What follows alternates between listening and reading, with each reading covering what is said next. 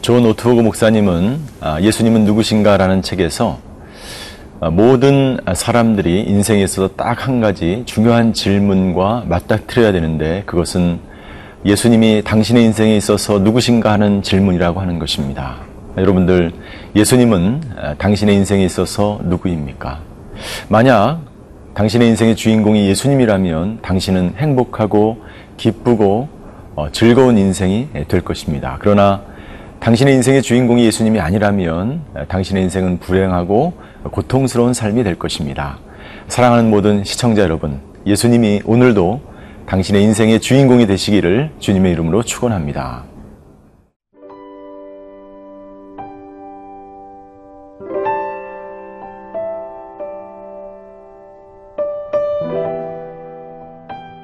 마가복음 6장 45절에서 56절 말씀입니다. 예수께서 즉시 제자들을 재촉하사 자기가 무리를 보내는 동안에 배 타고 앞서 건너편 벳세다로 가게 하시고 무리를 작별하신 후에 기도하러 산으로 가시니라. 저물매 배는 바다 가운데 있고 예수께서는 홀로 무태에 계시다가 바람이 거스름으로 제자들이 힘겹게 노젓는 것을 보시고 밤 사경쯤에 바다 위로 걸어서 그들에게 오사 지나가려고 하시매 제자들이 그가 바다 위로 걸어오심을 보고 유령인가 하여 소리 지르니 그들이 다 예수를 보고 놀람이라. 이에 예수께서 곧 그들에게 말씀하여 이르시되 안심하라 내니 두려워하지 말라 하시고 배에 올라 그들에게 가시니 바람이 그치는지라. 제자들이 마음에 심히 놀라니 이는 그들이 그 떡 되시던 일을 깨닫지 못하고 도리어 그 마음이 둔하여졌음이러라.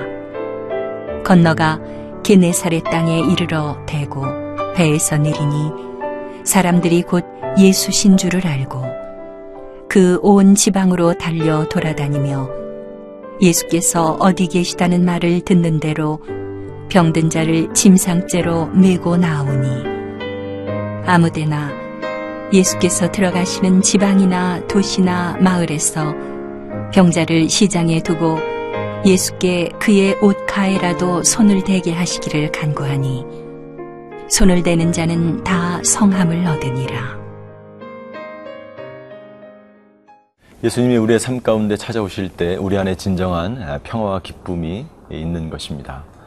그러나 예수님이 없는 인생, 예수님이 우리 마음 가운데 없다면 두려움과 좌절과 절망 가운데 살아갈 수밖에 없는 것이죠.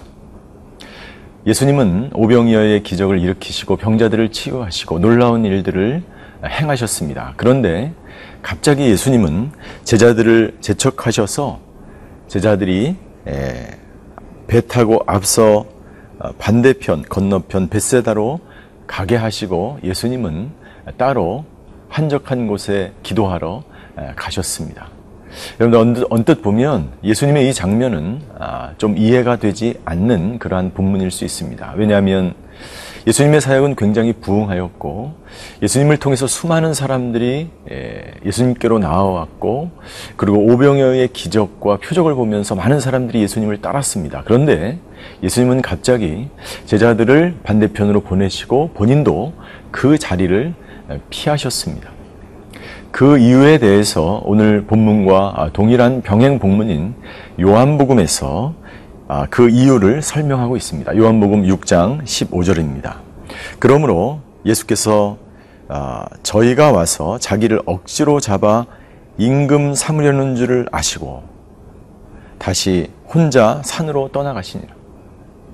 예수님은 그들이 진정 예수님을 만나서 그들의 인생 가운데 참된 구원자요, 그들의 인생을 완전히 변화시키고 그들의 인생 가운데 찾아오셔서 그들에게 삶의 평강과 자유와 기쁨과 온전한 해방을 주시기 위한 그 예수님의 마음을 그들은 모르고 무리들은, 군중들은 예수님을 자신들의 임금으로, 왕으로, 이 세상의 왕으로 삼으려는 것을 예수님은 알았던 것입니다.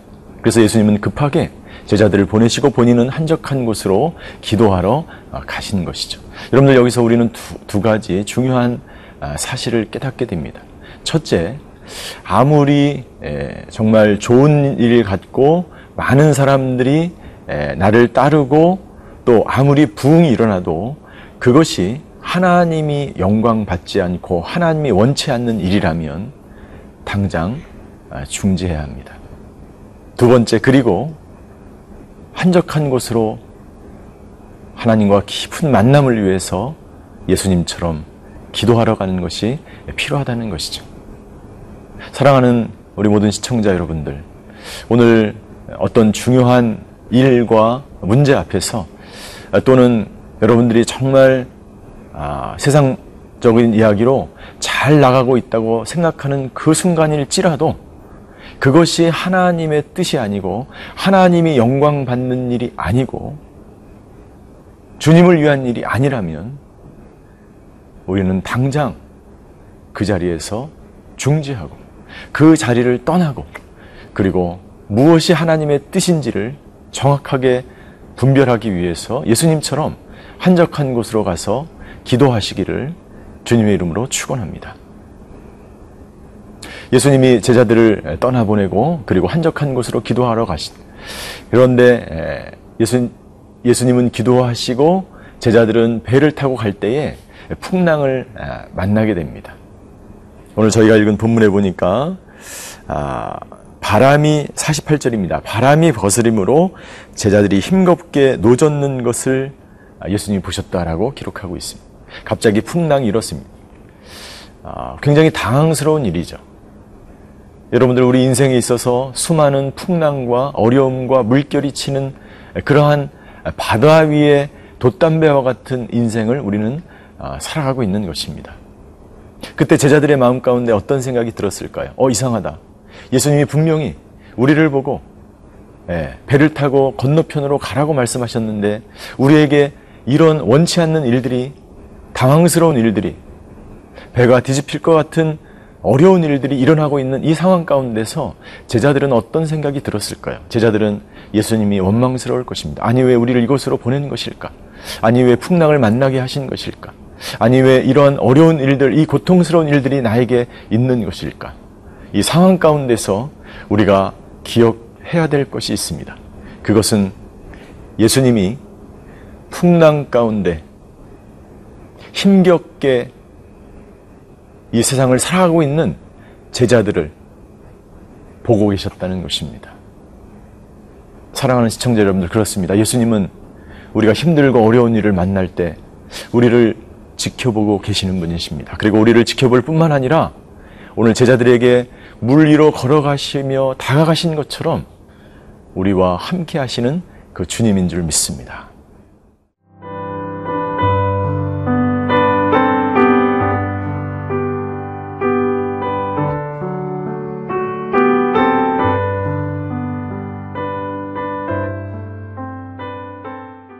인생의 풍랑이 찾아올 때, 여러분들 힘들고 어려운 일들이 찾아올 때 우리가 분명히 기억해야 될 사실이 있습니다. 그것은 무엇이냐면 우리 주님께서 우리를 지켜보고 계신다는 것이고, 지켜볼 뿐만 아니라 그 예수님께서 우리 가운데 찾아오셔서 우리를 구원하신다는 사실입니다.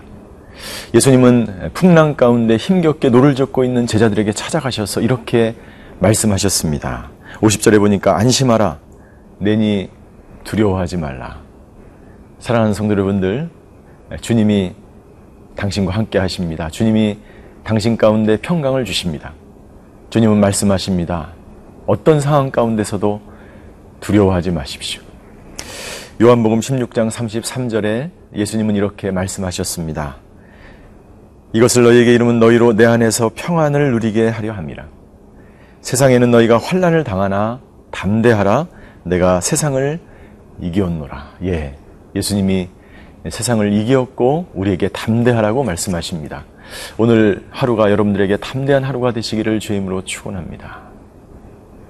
예수님은 제자들을 평안하게 그 어려운 풍랑 속에서 제자들을 구원하시고 또 예수님은 계속해서 겟세네라라고 하는 53절에 보니까 게네사렛 땅에 이르러서 배에 내려서 많은 사람들을 치유하고 고치며 많은 사람들이 예수님을 쫓아와서 치유함을 받는 것을 우리는 볼 수가 있습니다. 여러분들, 예수님을 찾는 목적이 여러 가지가 있을 수 있습니다. 어떤 사람은 오늘 예수님이 말씀하신 것처럼 단순히 떡을 위해서 오병이어의 기적을 통해서 많은 사람들이 예수님을 쫓았습니다.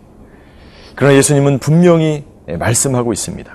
요한복음 6장 26절에 너희가 나를 찾는 까닭은 표적을 보았기 때문이 아니라 빵을 먹고 배가 불렀기 때문이다. 그래서 너희가 나를 왕으로 삼으려는 것이다 라고 예수님은 말씀하고 있습니다.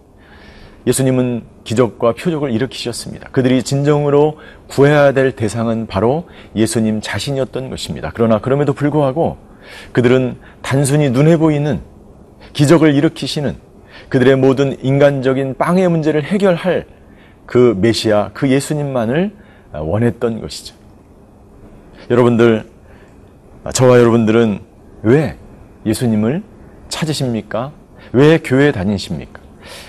진정 여러분들의 인생에 있어서 예수님은 누구입니까?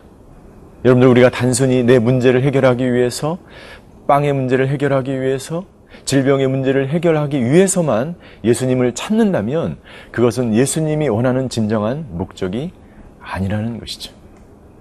우리가 예수님을 찾는 진정한 목적은 무엇입니까?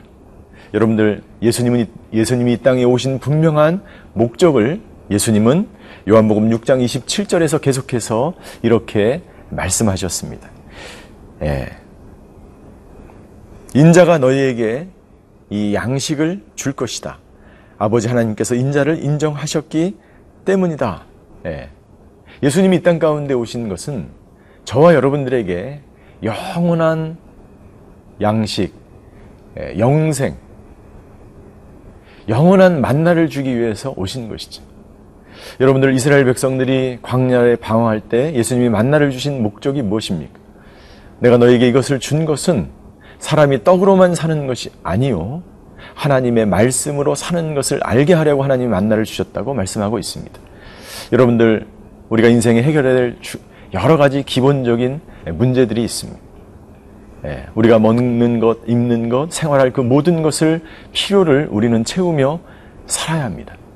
그러나 진정 예수님이 우리에게 필요한 그 사실, 그 단 한 가지 이유는 바로 예수님은 우리에게 영원한 양식, 하늘의 만나, 그것을 주시기 위해서 이 땅 가운데 오신 것이죠. 그것은 우리로 하여금 영원히 목마르지 않고 영원히 가라지 않는 그런 생수가 되는 것입니다. 여러분들, 예수님 당시에 수많은 무리들처럼 눈에 보이는 것에 만족하지 않고 예수님이 주시는 영원한 기쁨과 마르지 않는 영원한 생수와 같은 그 예수님과 오늘도 함께 동행하시는 저와 여러분들이 되시기를 주님 이름으로 축원합니다. 사랑의 하나님, 우리에게 오셔서 우리의 모든 문제를 해결하시고 우리를 구원하실 뿐만 아니라 우리에게 영원한 생명을 주셔서 감사를 드립니다. 눈에 보이는 것에 저희가 연연하지 않고 우리에게 영원한 안식을 주시며 생명을 주시는 예수님과 함께 오늘도 영원한 기쁨을 맛보며 살아가는 우리 모두가 되게 하여 주시옵소서. 감사드리며 예수 그리스도의 이름으로 기도하였습니다. 아멘.